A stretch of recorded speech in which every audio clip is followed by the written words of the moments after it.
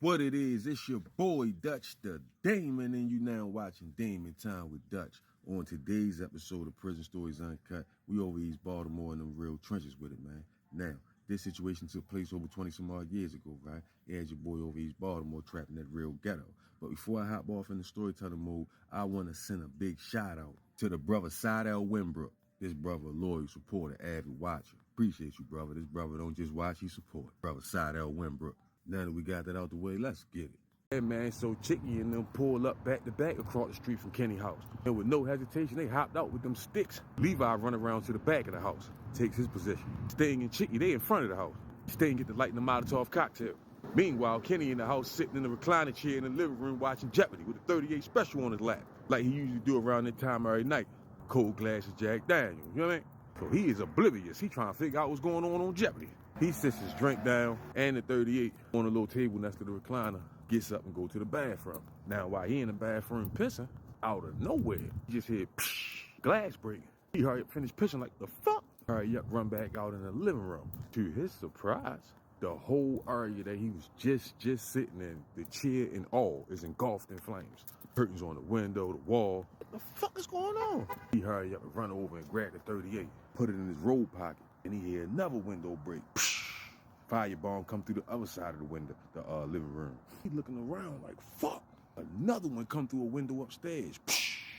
Kenny and that bitch choking. But now the smoke starting to get thick in there. He get to making his way over to the front door.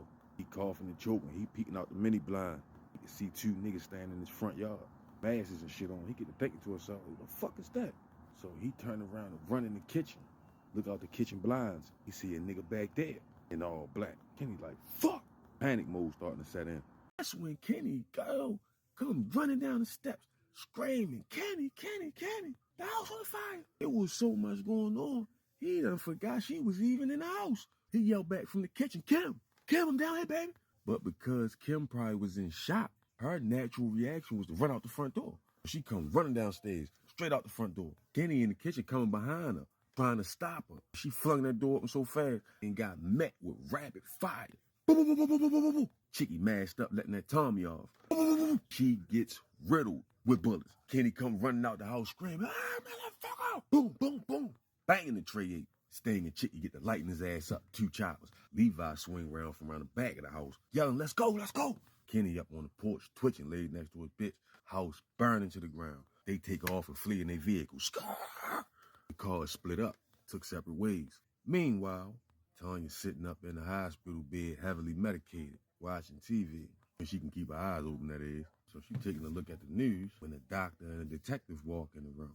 The doctor tell her they have to inform her that she has been exposed to HIV. When she hear this, her heart drop. The detective like, yeah, the dude that we arrested in your abduction case on file a few years back, during his last incarceration stay, he tested positive. Now, this doesn't mean you have it. We just have to let you know you've been exposed to it. You just break down crying. Oh, my God. She break down. The doctor get to telling her, like, we're going to run our tests. We did the rape kit on you and everything else. And the results come back, we'll let you know how to go forward. She that's crying. The detective let her know he's going to be charged with intentionally trying to spread the disease as well, because he knew 2 years ago he was infected. He would definitely be charged with that as well. The doctor was trying to assure her that it doesn't mean that she has it. She was just hysterical, crying uncontrollably. She asked the detective and the doctor, could she be alone? He was just telling her, like, don't panic. It's a good chance you don't have it.